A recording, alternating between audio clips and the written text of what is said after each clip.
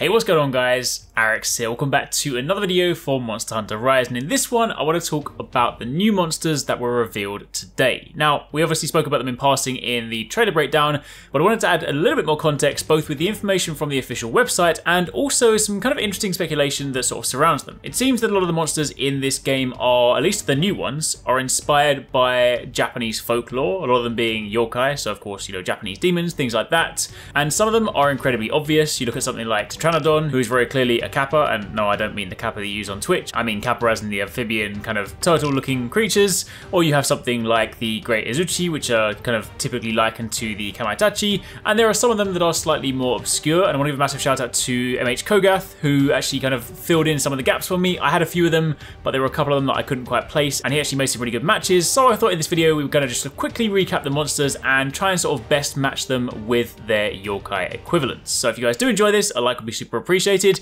If you guys know anything about Japanese folklore or you have your own theories as to what the matches may be, let me know down below.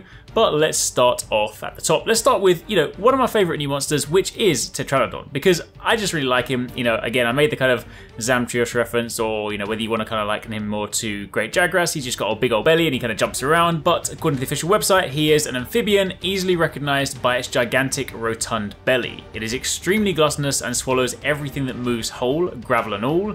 And once it's done eating, its stomach swells and it becomes slower, but its attacks also become heavier and much more destructive. So it's going to basically eat the ground, slam down and destroy you. So it's kind of definitely like a nice blend between the way that Zamtrios and Great Jagras behave. But of course, when you look at it, and especially when you look at some of the gameplay videos with, say, the weapons and you're kind of fighting from above, when you look at the Insect Glaive video, for example, you really get that kind of turtle-like kappa look to it, because you can sort of see the shell on the back of it. And for those of you guys unfamiliar with the folklore, kappas are typically depicted as green, almost human-like beings with webbed hands and feet and a turtle-like shell on their back. They also have a depression on their head, which is typically called the dish or the sara, and this retains water, and if this is damaged, then they're said to be significantly weakened. So that may well kind of, you know, tie in with, say, Monster Hunter's ability to break parts. Maybe if you break its head, it might drop a shiny, might weaken it, or might kind of reduce its ability to do certain moves, but either way, something to consider.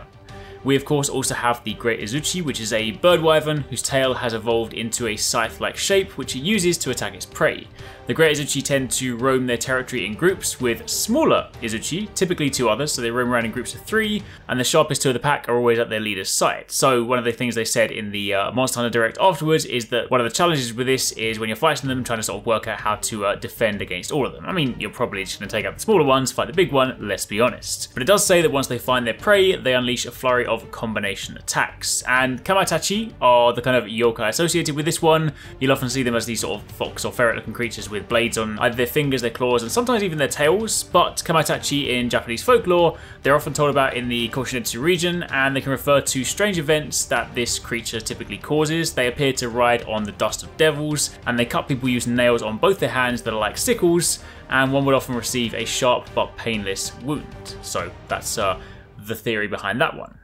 We then turn our attention to Agnesom. This is one of the ones that Kogath filled in for me. This one is most likely linked to Casa Obake. So the official description for this monster is that when this huge bird wyvern stands on one leg, its peculiar collar gives it the appearance of a monstrous parasol. It is fiercely territorial, and whenever it finds intruders, it spreads its wings and unfolds the eye-like crest on its head to terrifying effect. And the reason we made that link is because Casa, I mean in Japanese is umbrella, but Casa Obake is a mythical ghost or a yokai in Japanese folklore, and they are quite often depicted as old umbrellas. So, you know, when you look at these kind of pictures, yes, admittedly you need to kind of use your imagination, but you can kind of see the resemblance.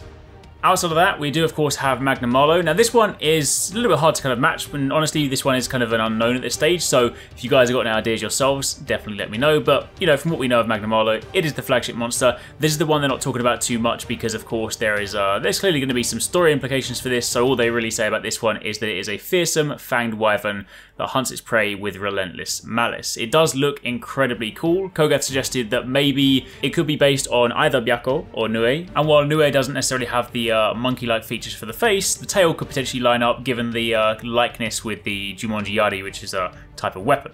Either way, that is speculation. One thing worth adding, I did call out initially that this is most likely, or at least I thought this was most likely Nasilla. Having had a chat with Kogath, he said that, you know, when you kind of look at them side by side, their features do look a little bit different, and while yes, it could share a skeleton with it, it could be a, you know, a subspecies version of it, because we know that Nasilla does of course wear different monsters as its skin, whether that be Nasilla or Shrouded Nasilla.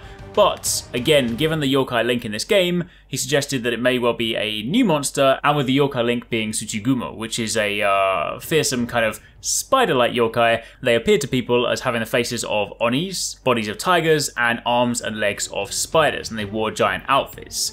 They typically lived in the mountains, and they captured travelers with strings and ate them. So, you know, either way, it's going to be a creepy spider. But that's just some sort of like fun, some fun theory crafting behind some of the monsters. Obviously, outside of that, we have seen more returning monsters. We have Azuros, we have Tobikadachi. Seeing Rathalos armor and Rathian armor at least confirms that we're going to have Rathalos and Rathian in the game. That is hardly surprising. It's a Monster Hunter game. If they didn't make an appearance, I think I would be more surprised.